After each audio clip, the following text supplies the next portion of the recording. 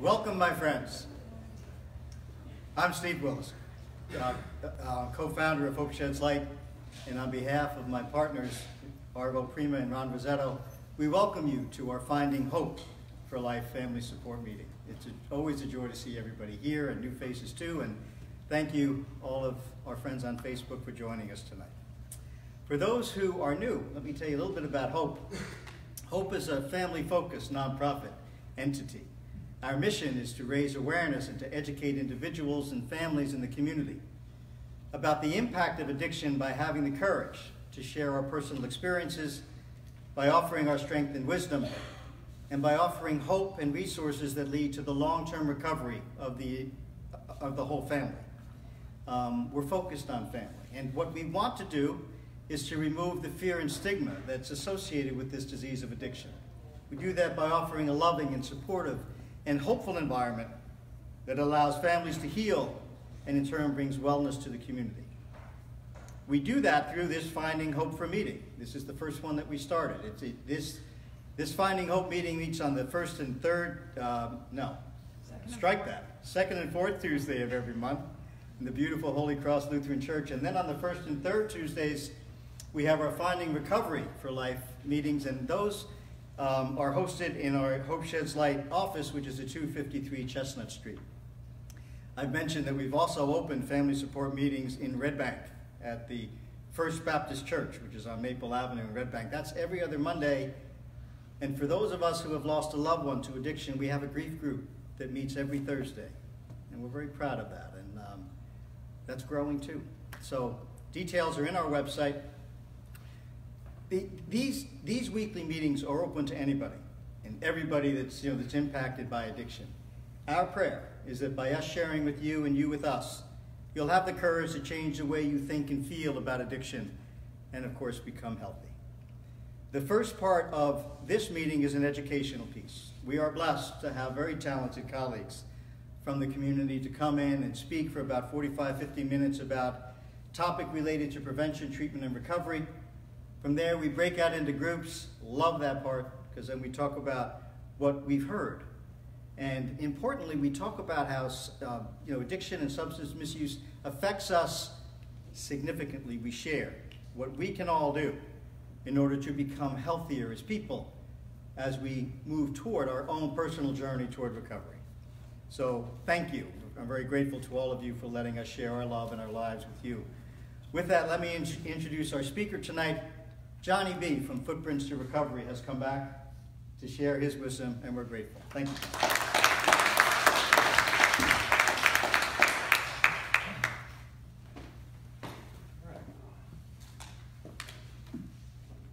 Hello, everyone. I'm feeling a little excited here. I know, we have a wide range of emotions going on. This is a very important meeting, and I just want to invite everybody to still their feet planted on the ground here. All right, hands on your lap. A little 4-part breathing. Know that you're supported here, safe and comfortable. Now lift your hands up for an invitation to possibly hear something you need to hear tonight, for some hope to grow. Okay.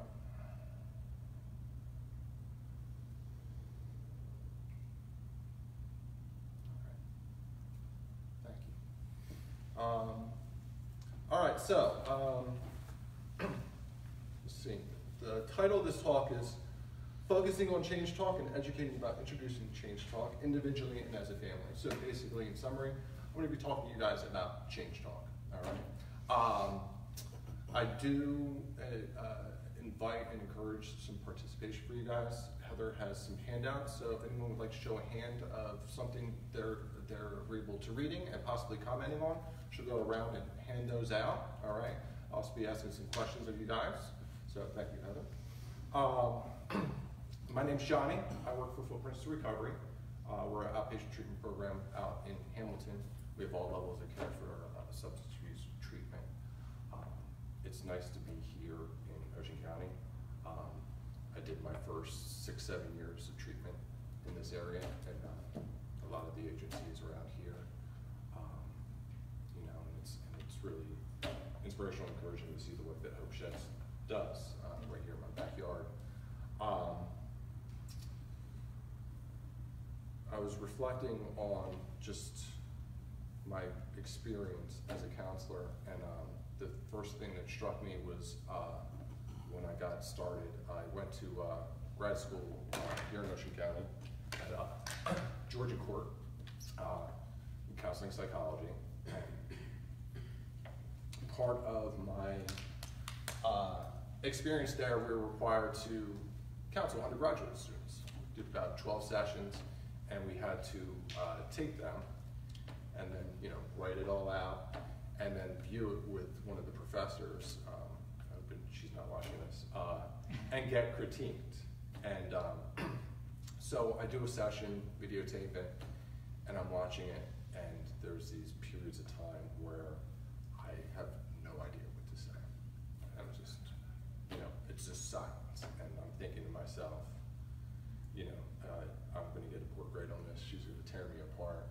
So I go to her office, and we watch it, and then we end the tape. And the first thing she says to me is, I really appreciate your use of silence. And you know, that has stood with me over the time, with the opportunities that I've been in individual sessions and even group, and having my clients' peers recognize that sometimes that moment's just needed, you know. And just for a starting point, and if you take anything away from this talk, is just knowing that being there with your loved one, being there with somebody who's struggling with addiction or any change. You know, clearly we're going to speak about, you know, substance use, addiction, alcoholism, but any change is difficult. And if you don't know what to say, it's okay. Sometimes an individual just needs that space for the emotional experience, or maybe what they say needs to resonate within them a little bit. A lot of times, we get to sort out our thinking by hearing ourselves talk. So as I said, I'm gonna have some participation. I also have no cards. Noted change is not linear, and oftentimes when I speak, I'm not linear. So I have some cards to bring me back to the topic here. So the big question is, how do we get our loved ones to argue for the change needed in their lives? And when that question came to my mind, it was recognizing that we're not arguing with our loved ones, we're not arguing with our clients for the change. We're assisting them in the argument that they need for change. Some time ago, and I actually went into some, you know, my coworkers here will acknowledge, like, I'm a pack rat. I just like to hold on to information, and I went into a binder about change, and I came across an old speech by Dr.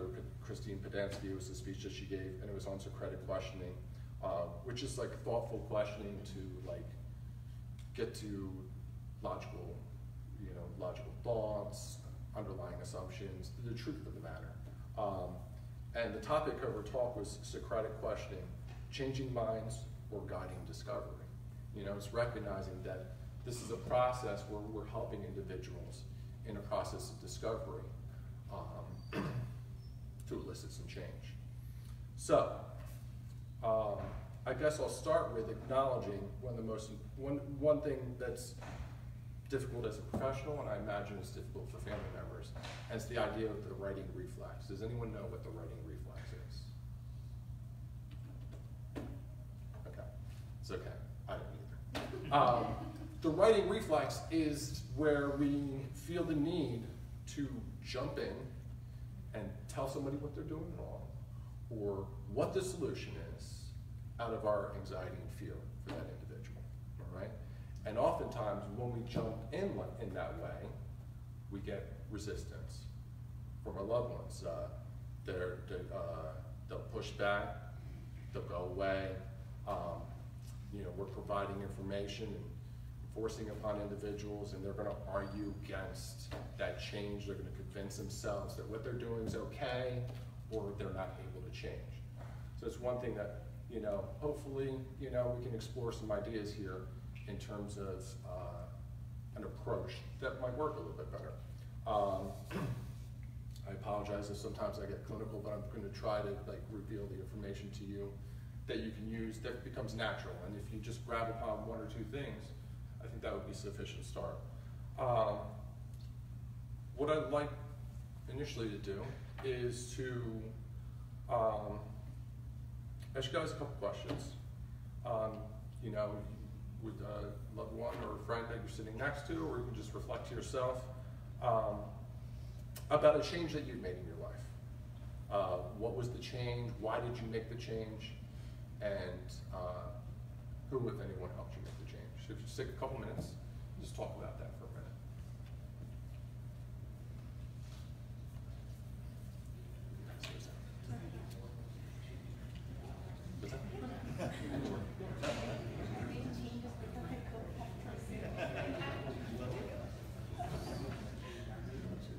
Or you can talk about a change that you have been thinking about making and why you haven't made that change.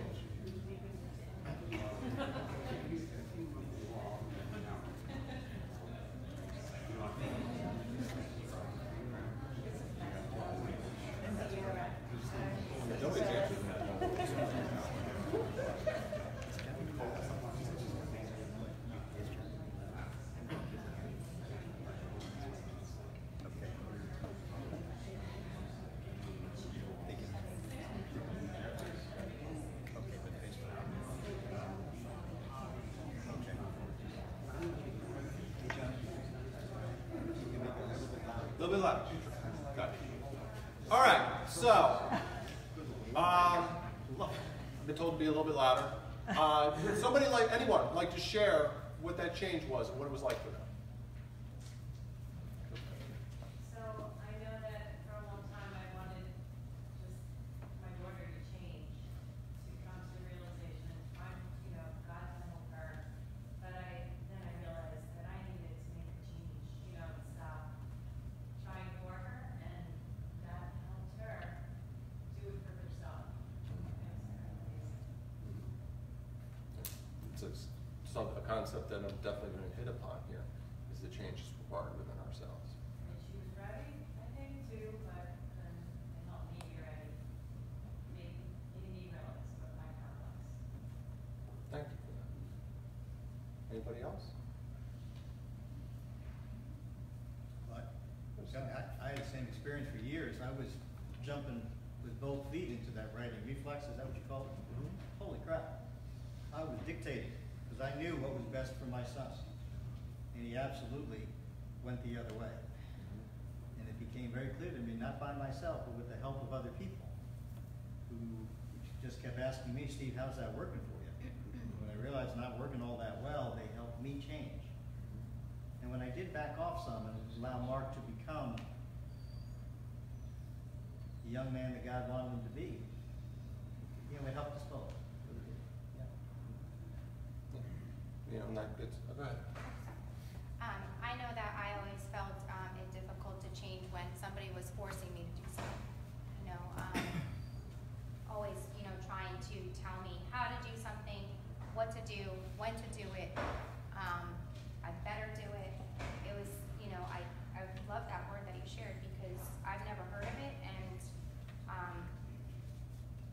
it's nice to know that, like, I can have my own process without being forced upon in some ways. You know, you use the word process, and you know, to have a couple things that usually come to individuals' minds when they think about change. You know, if I had a show of hands, and you know, raise your hand if you think change is easy. You know, like, change is difficult. Even when it's something that's painful in our lives, it's something that we're comfortable with. The fear of the unknown, right? There's a lot of resistance to the change. You know, the cool thing is,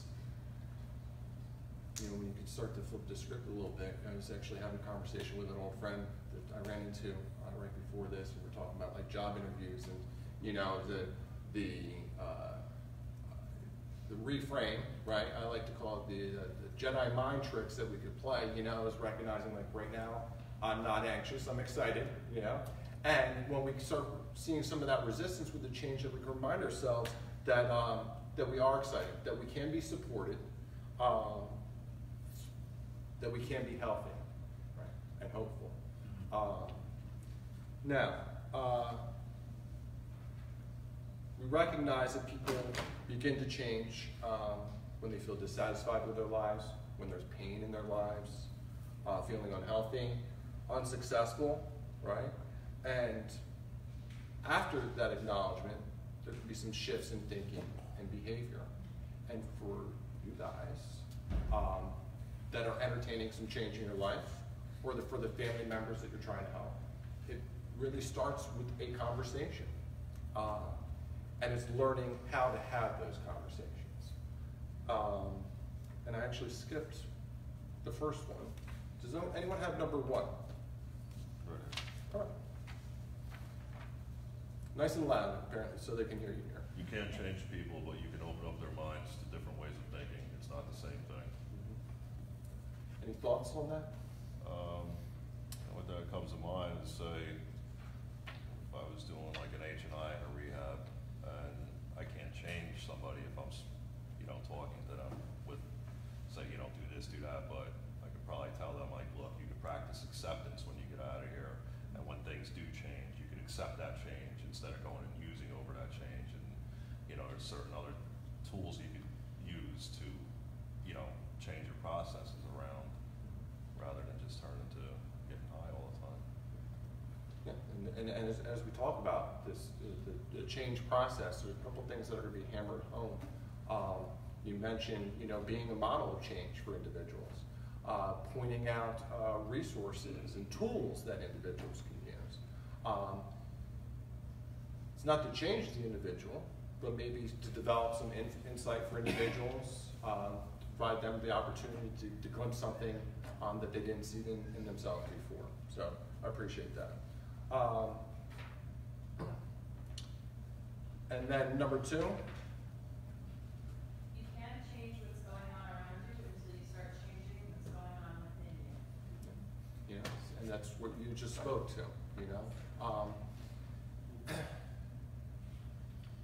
So, in terms of a change which is going on within you, or that can go on within you, is a couple things to hit upon. The first is to the expression of empathy, to develop the capacity to see an individual situation, to see the world through the individual's life, through their lens, right? And to be there with the experience and to work towards understanding, all right? And then the second one is supporting an individual's self-efficacy, right? To focus efforts on helping them to stay motivated, to remind them of their strengths, their capabilities, what their values are, the competencies, because what happens when we get frightened, when we get scared, when we get doubtful? Like, our minds go to the I can'ts. And it's nice to be able to give an individual the reinforcement, the reminder of what they are capable of when they don't see it for themselves, all right? I mentioned rolling with the resistance, right? Even when we're not acting on a writing reflex, we're still going to be getting resistance when we're having conversations. So it's about being able to listen reflectively, and I'll walk through some skills in just a little bit, but to be able to, hear an individual's problem, to hear the ambivalence that individuals speak with, of that, I'm not sure which way I'm going to go, and to be able to put that back on them, where it's not confrontational. Because when we do that, like the individuals might not say it, but like it's tapping into those negative core beliefs that we have. That, okay, you think I'm stupid, or I'm crazy, or I just don't get it. And it's very easy to fall into an argument, situation. And, when we do that, it's, we're viewed as being unrealistic, uncaring. It suggests that we don't understand, and in terms of the understanding, you mentioned some change, and getting the support, each one of you getting the support that you need. to develop your understanding. Actually, a year ago, June, was when I did family supports, and it's, the importance of getting the support so that you guys can be healthy, and getting the education that's needed. All right, so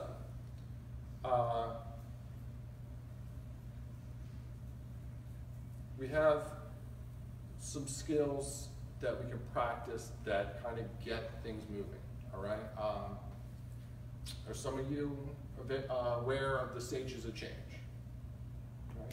The stages of change, pre-contemplation, not even realizing I have a problem, contemplation, okay? Beginning to entertain that idea, preparation, getting what I need in order so I can make the change, moving into action, and then maintenance, okay? And recognizing that, as I mentioned, change isn't linear. Sometimes we're going back and forth while we figure this out. And we may be, each one of you may be in a maintenance for one behavior, but pre-contemplation, not ready to look at another behavior. The way that you can have conversations about a behavior change that you see is by simply starting with the conversation, having open-ended questions. And it's something that can be very challenging. How do I frame, sometimes we could feel, I think of my 4-year-old, and I'll ask him an open-ended question, I still get a one-word answer, right? So it's like, I'm asking a question that's not a yes or no, but I'll still get that one-word answer, and, it's about, that exploration, asking questions like, that will open up the dialogue, that display your interests, instead of, did you go to a meeting?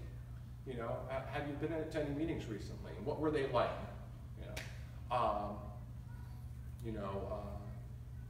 Did you take your medication? How are you doing with your depression? Are you taking care of your depression, right? It's that exploration, trying to figure out how to engage a person and ask questions that's going to have them open up and not shut down. Right? Following that would be positive affirmations, providing affirmations, pointing out to your loved ones, the individuals struggling, what their qualities are, their strengths. And as I mentioned, I'm going to be reinforcing some things here because it's important for individuals to recognize what they're doing well. Maybe it's the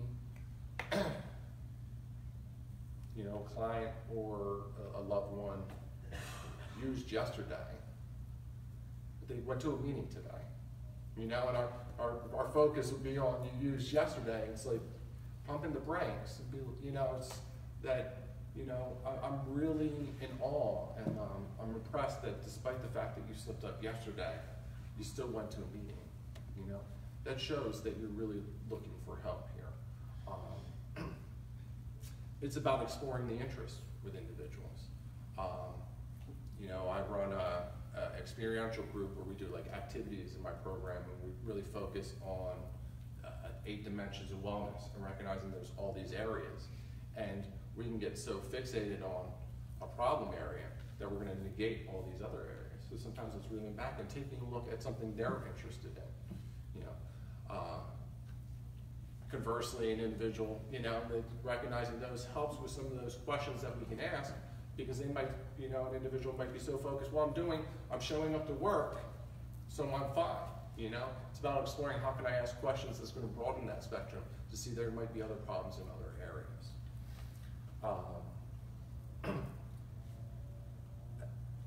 Then we have reflections, all right? And this is the big part, because this is where, when our loved ones we're speaking to, individuals we work with, don't yet have the capacity to hear and process what they're saying, we can actually reflect back to them what they're saying to us.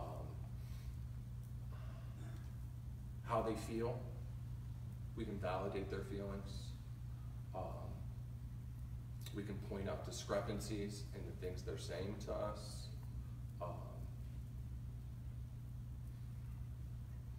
we can let them know that they're being heard, right?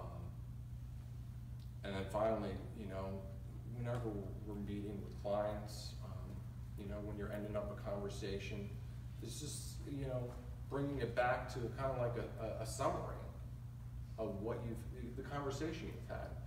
Maybe it's an expression of appreciation that I'm glad we were able to spend this time and talk about your relationship, because you're important to me and I know that's important to you. Or, you know, you're talking about work and, you know, there's a lot of benefits and you feel good about the job, but it sounds like you're stressed and you're trying to figure out how to work out that stress.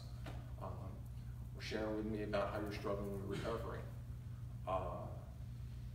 Maybe summarizing, you know, when we get to a later point and then the changes starting to happen in an individual's life, it's like pointing out, oh, so what you said, you know, you said you're going to go to a meeting later tonight. And, you know, I'd love to hear about it later, all right? So that's just like a starting point when we're having the conversations is being able to ask the right types of questions, and it's trial and error, right? You know, just asking questions that's going to open up a dialogue, being able to affirm the positive characteristics, right? And not go right to what's wrong, the problem, reflecting what's being said to us, and then offering a summary of what that interaction was like and offering the appreciation for taking the time. So now, a couple things to explore when we're assisting individuals arguing for change is to take a look at some of the areas that help in that process, all right? So the first one is desire for change, all right?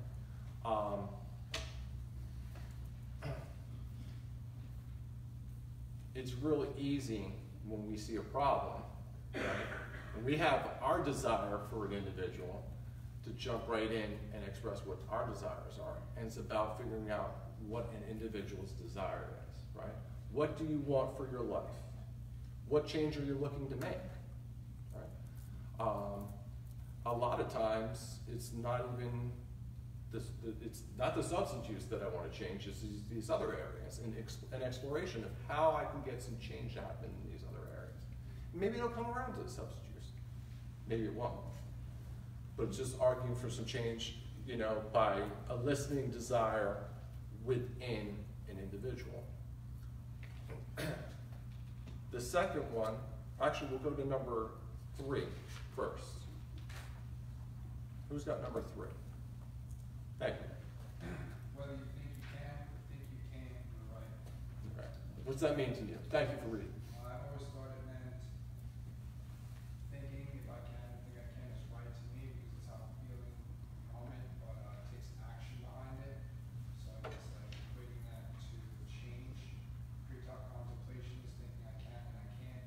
Contemplation is figuring out if I can or I can't.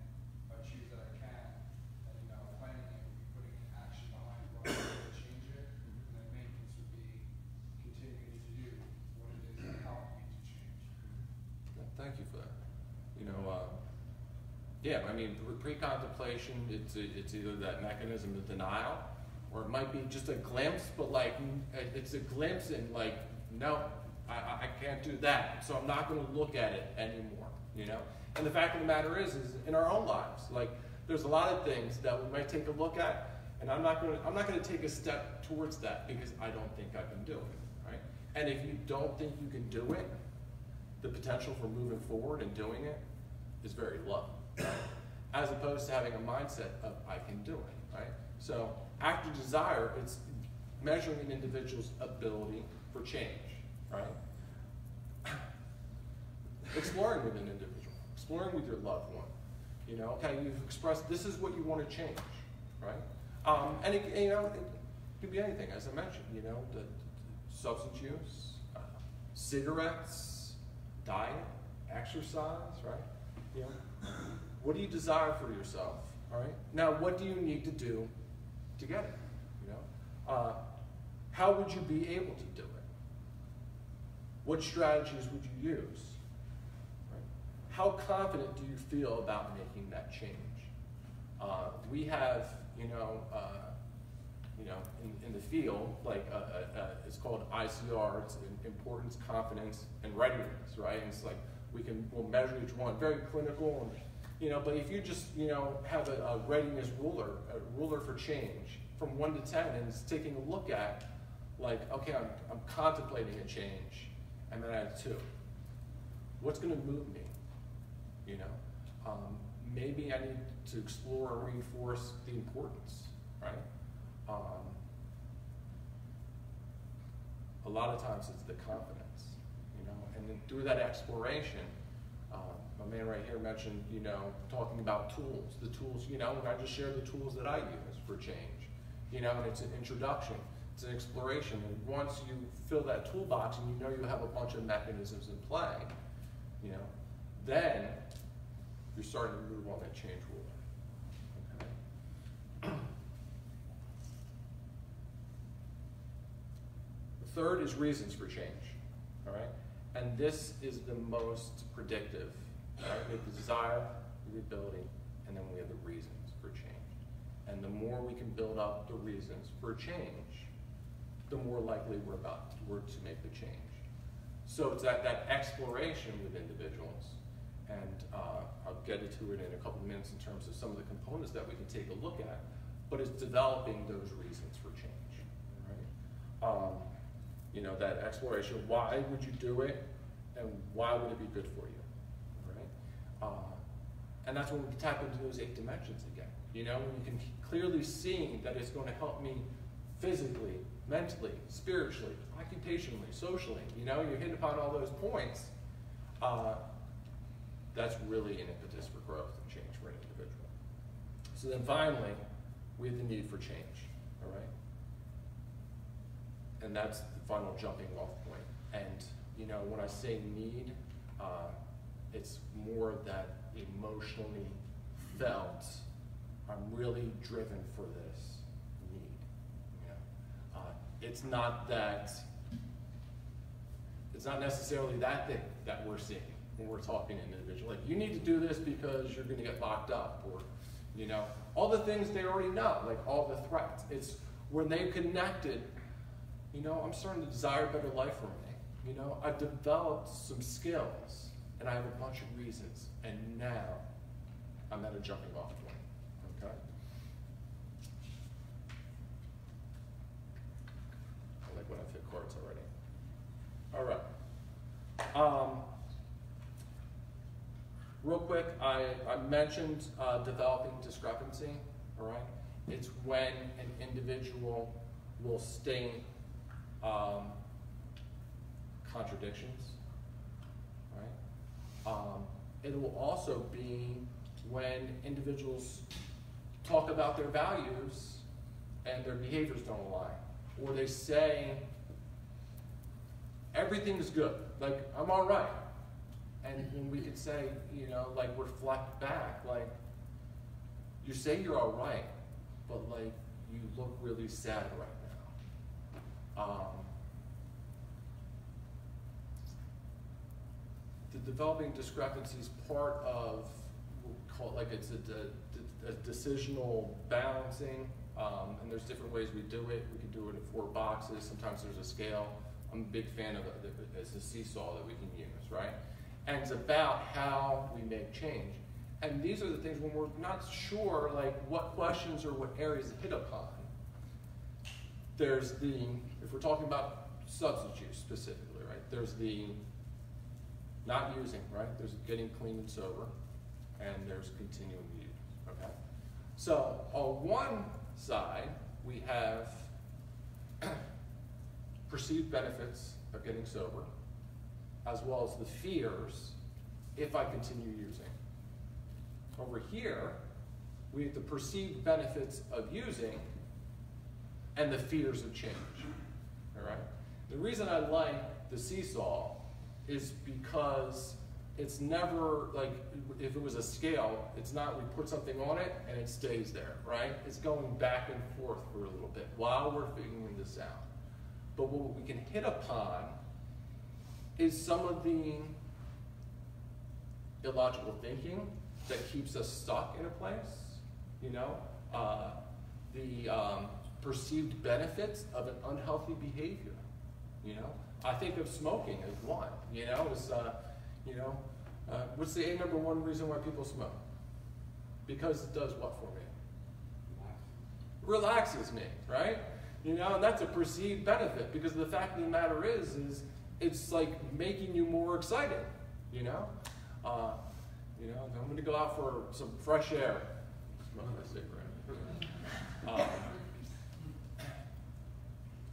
Perceived fear, the fears of changing, you know? And that's when we can come back to what are some of the abilities that we have?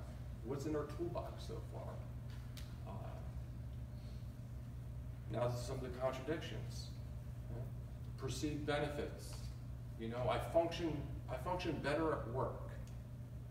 That's what I'm saying. So you're telling me you function better at work, but last week you were telling me, you know, and again, it's trying to develop a non-confrontation, right? But like, I'm concerned because you're telling me it helps you perform better at work, but you're also missing work a whole lot, you know? Do you think maybe you do better at work, you know? Maybe get that promotion you're looking for, so a perceived benefit. Right? And then again, the fears the fears of continued use. You know, you can come back to that as well. So it's about this balancing act that goes back and forth, and it gives us 4 points that we can hit upon. It'd be nice, you know, here we are, that, you know, individuals are still in the grip of addiction. You know, it's weighted down here. You know, what we want, you know, is just this, boom, the seesaw is up, and I have all that weight on, now I've changed, you know, and, you know, unfortunately, what happens, usually it's a jarring, it's the event that we don't want happening in an individual's life, you know. They got arrested, they overdosed, is that jarring event, you know. We're trying to have these conversations before the crisis happens. You know, speaking of crisis, I think, you know, part of this discussion was we worked with our whole staff, not all of our staff. Clinical was the mental health first responder course. And the one thing they hammered home, this for you guys too, is just 3 questions that you can always ask. You know, 3 things you can say. It's, you know, I've noticed, I'm concerned, how can I think it was what can I do, or how can I help? You know, and just pointing out what you're seeing. I don't know why I got off track that with that, but you know, before a crisis happens, you know, it's about having these conversations to help elicit some change within an individual.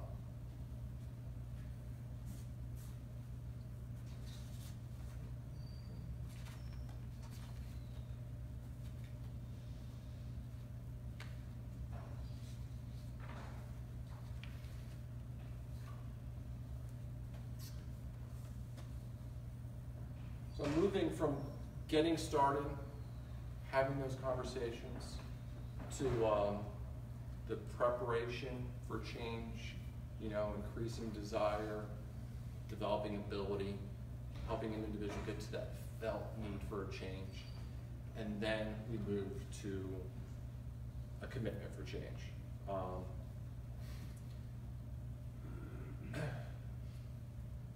It starts with asking, you know, the commitment piece. What do you intend to do? Right. Then the activation of it. What are you ready or willing to do now? And then taking the steps. You know, and it's helping individual, that exploration. You know, in the NA basic text, I think it is, where it says the word decision implies action, right? And when I always go to that, you know, I don't know if any of you heard it before, there's 3 frogs on the log, one decides to jump off. How many frogs are on the log? You know? Heard it, but I don't know what it is. There's still 3 frogs on the log. Just because one decides to jump off doesn't mean it did. You know? So we're here to help and not judge an individual. You're making a decision to help them move forward with that decision. You know, what do you intend to do? When do you intend to do it? Right? What are the steps that are needed to do it?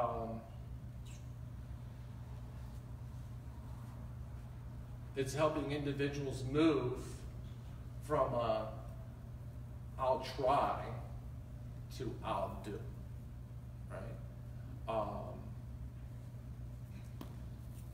And that goes back to some of the other skills. You know, it's reflecting back the abilities that they've mentioned, how strong their desire is, the need to make the change at this point, you know? So what, you know, and then the summary, you know, so what you're gonna do is you say you're gonna go to a meeting, you know, like, you know, it starts with, I'll try to go to a meeting tonight. And then you summarize, point out the things that they've expressed, and it's like, so you're gonna go to a meeting tonight? Yes, I'm gonna go to a meeting tonight, you know? And showing that, like, we're hopeful, right? That we're encouraged, and that we're supportive of the decisions they're making, you know? But the fact of the matter is, it always has to come back to that it's the individual's decision to do that behavior, right? Also recognizing that just as early on, there'll be that resistance, even as you move along, and it might seem confusing, it might just be disappointing because you've gotten to a point where you've talked about an individual's desire for change and their need, and then there's some of that sustained talk of back to the status quo of like staying the same. It's not attacking it. It's validating, you know? Like, oh, I understand, you know, why you feel that way, you know?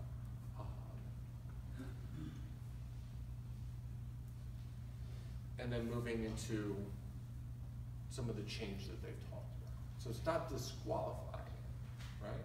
The change starts with the conversation, some change in thinking to a change behavior, but it doesn't mean the thinking's changed completely. You know, it's going to require some sustained behavioral change to get to a point where it's reflexive and it's instilled, right? Because even in that preparation stage, work with individuals, right? And you know, they're making the headway, and then there's that stop point. You know, that's why I mentioned whether it's different areas of our life where we're in different stages of change, or it's an individual that stays sober, but has hit a stopping point in maybe a next step, right? You know, and it's funny because I mean, when I think of the word change, I think the word that comes to my mind is transformation. But you know, I'm a big dictionary guy, got to check that, you know, and it was change was I think replacement was one of them. I'm forgetting what the first definition was.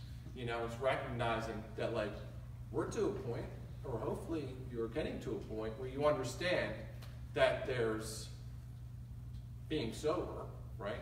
Not picking up a drink or a drug. And then there's recovery behaviors, right? And you could stop something, but unless you replace it with something else, well, it will be replaced with something else. It's either going to be replaced with something healthy, right? Or it's going to be replaced with another substance, or a behavioral addiction, a relationship, you know, something has got to come in that place.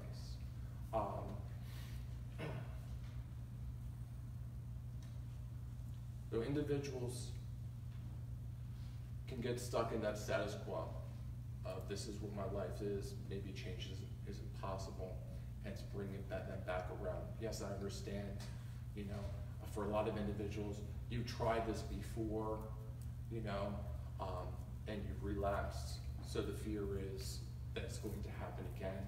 And if it's going to happen again, why even try? You know, and it's pointing out and recognizing that, listen, none of us are the same person we were a year ago, 5 years ago. You know, a lot of times I'll talk to clients of mine who say, you know, like, what you're talking to me about, it didn't work before. You're a different person now. Maybe something has changed, you know? I think you're capable of giving it a shot. Report back to the group. That's what I'll tell them. So, getting to a point where we can internally regulate, right? We're no longer like with the righty reflex, but like we can get to a point where we could feel like I'm thinking you change to a certain point. I have an expectation, right?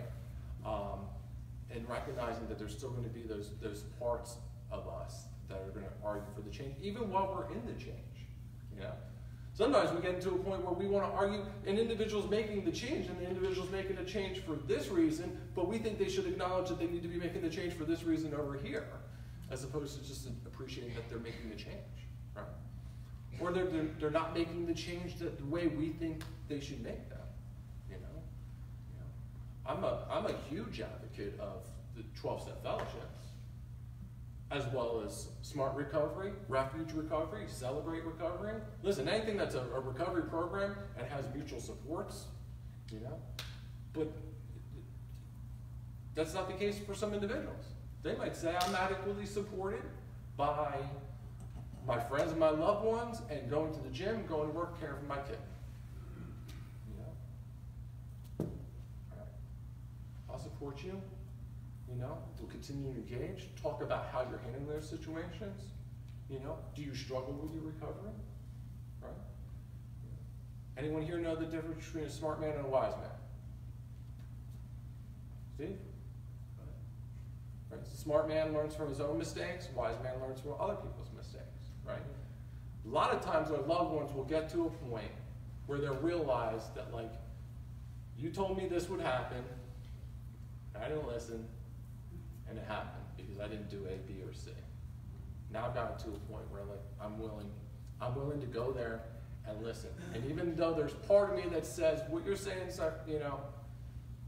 is going to happen, and like I'm not believing it, like I'm done with having to touch the stove myself, right? You tell me I'm going to get burned, I believe you, right? Because the fact of the matter is all of us, like, to get a change to happen in our lives, right? It's just human nature to do as little as possible to get the desired result.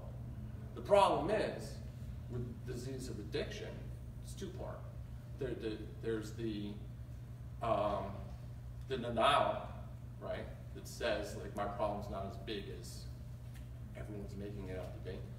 But it also is that it will kill an individual if they're not doing what they need to keep, in a bag, keep it in maintenance.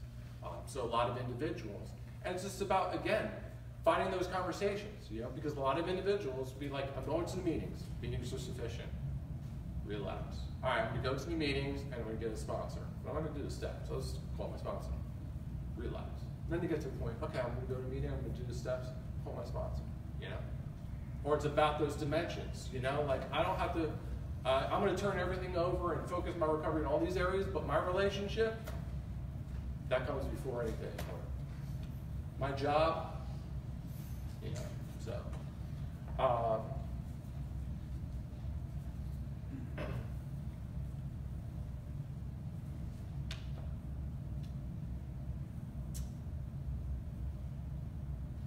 Who's got number 4? Anyone? Without commitment, you'll never start, but more importantly, without consistency, you'll never finish. Right. I had to include a quote from Denzel Washington, because he's my man. All right? Any thoughts on that quote? Well, I don't think you mentioned smoking, you mentioned diet, all the things we're willing to commit to every Monday. Every Monday, we're still committing. Absolutely. And it's recognizing that, listen, we'll commit to a change, and then as soon as this idea, like, once that change is made, like, now I can rest on my laurels, right? So it's this constant process of learning and understanding and watching and supporting our individuals and knowing that it's going to be natural to drop off, just like with a diet, right? And it's like about supporting them and encouraging them and providing that support for that continued change. And it's still that, still some mechanisms for change talk of just the open-ended questions and reflections and summaries that you can offer, reminding them of the progress they're making. When you were doing, you know what, it seemed like you were doing a lot better. I don't know exactly what you were hearing in the meetings, but you were definitely handling that problem a lot better. It appeared you were handling that problem a lot better when you were regularly making meetings. Or it seemed like you had a good relationship with your sponsor. I was just wondering why you're not talking to them anymore. I have a couple of cards on giving advice, right? I think that's probably an important thing to discuss. Recognizing that it's not an attempt to convince a person that what they're doing is wrong. It's an opportunity to express concerns and help an individual make an initial commitment to change. It's recognizing, I guess I wrote SMART here, so SMART goals, specific, measurable, achievable, realistic, time sensitive. I think I got the R wrong. But hey, listen,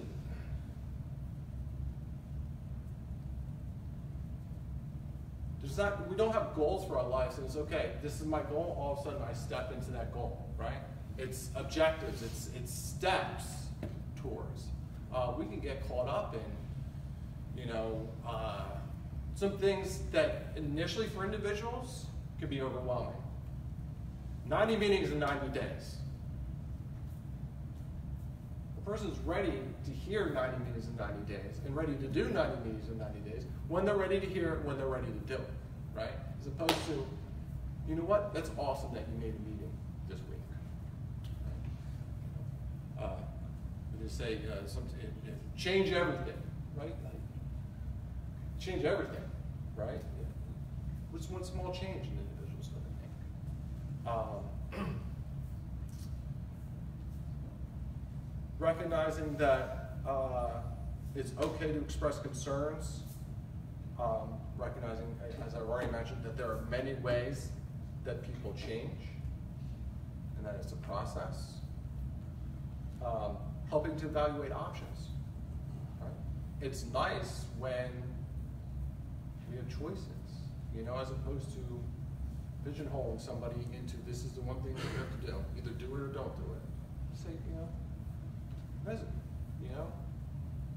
I know there's AA meeting, NA meeting, refuge recovery, it seems like something you might like.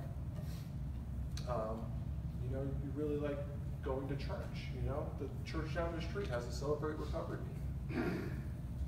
It's not about imposing that change, but it's an exploration. What are some of the things that can be done? Recognizing if the person's not ready for a change, setting the stage for when they might be. All right, so you're not looking at doing it now, but what are some things, like if you realize that you want to make the change, what would that look like? Maybe it's just a short-term change. Maybe it's like recognizing, like instead of arguing like you need to stop it permanently, it's like, okay, you want to stop using drugs while you're on probation. Let's figure out how to do that. Then when you get off probation, now you're good. Then you're good. Hopefully, right? There'll be a change in perspective by that time. I think of, in terms of a person's desires and stuff, came to my mind. I hadn't thought about it sometime. I had a friend, I still have, but this is like 15 years ago. He shared with me that he was having a lot of problems in his relationship.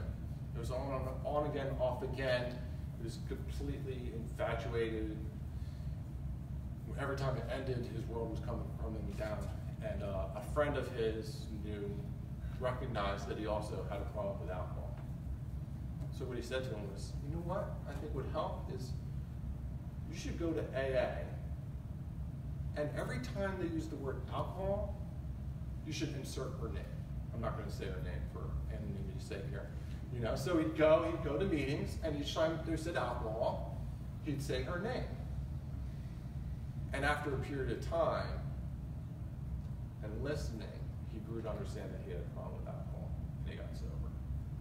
And it was a suggestion of like meeting him where he was at, and like addressing the problem that he identified for himself. So if we can find ways to do that, to help elicit some change in the ones that we love. Giving advice, you can always ask permission. Is it okay if I share something with you?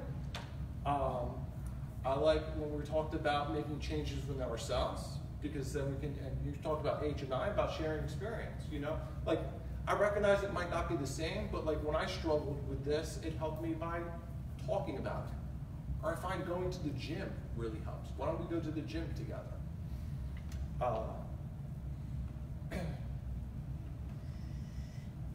Again, recognizing and affirm that it's an individual's decision.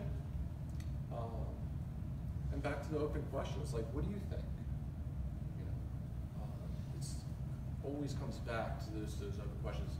You know, I don't think any of my clients are watching this, but like, if you ask any one of them, every one of my sessions, and I stole it from somebody else, I didn't create it, but like, every one of my sessions starts with, what's new and what's good?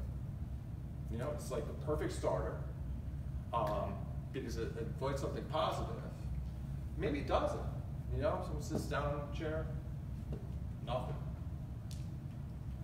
Nothing's new, nothing's good. Tell me about that. What's going on? And then going from that. A couple don'ts. Did I miss one? Okay.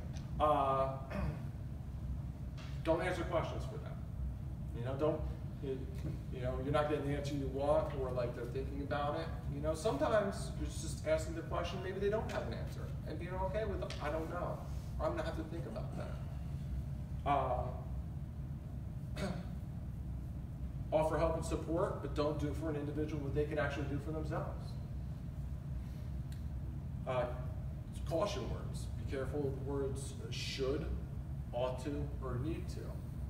It's up for our loved ones to say, I need to, not us. And be careful of judgment. It's hard because, you know, internally it might be going on, but just in terms of the words you're using, as well as labels. You know, I encourage you, you know, these are don'ts, and I hate speaking absolutes, but don't identify something as a problem until the until your loved ones identify it as a problem. Right? Don't label somebody an alcoholic or an addict. You know, I stress to my clients, I run orientation, I say to them, listen, I apologize, you know, I don't, just so you know, oftentimes you'll hear the word alcoholic, addict, because most individuals we're working with have identified with that. You're coming in here with a substance use disorder, I believe it's up to an individual of whether they identify as an addict or alcoholic. It's a decision they have to come to themselves.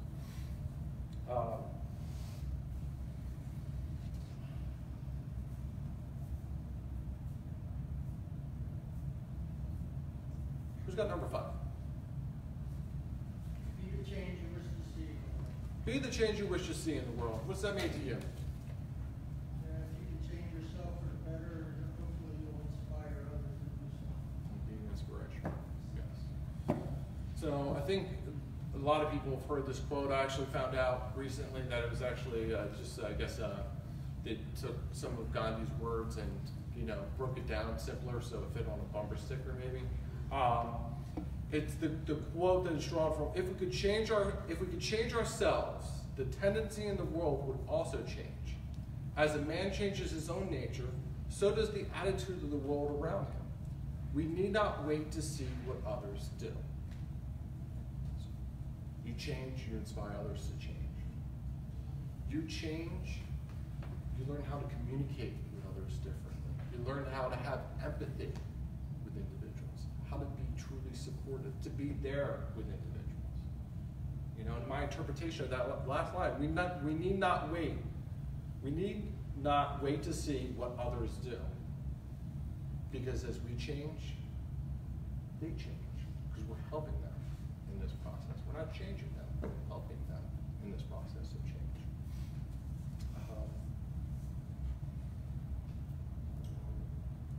It's the idea of planting seeds. And the fact of the matter is sometimes it takes a while for those seeds to grow.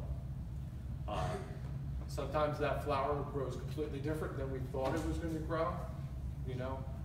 But when I think of, you know, the seeds, and I think of, you know, what's the sun, the water, the nutrients, and it's maintaining that hope. It's getting with somebody else to get lifted up when you feel like hopeless. It's about finding the reason. This is my little advertisement for Footprints was find the reason for changing our own lives, for helping other individuals, our loved ones, to see the change that can happen in their lives. And again, it's, you know, bring it back to the beginning, it's like an exciting process to see individuals start to grow into that change. So, anyone have any questions, comments? I have one final one, number 6. I think whoever has number 6 can start reading it, and whoever wants to join in as they recognize it can join in. Okay. It's the serenity prayer. God grant me The serenity to accept things I cannot change, the courage to change things I can, and the wisdom to know the difference. Thank you very much, guys. I appreciate it.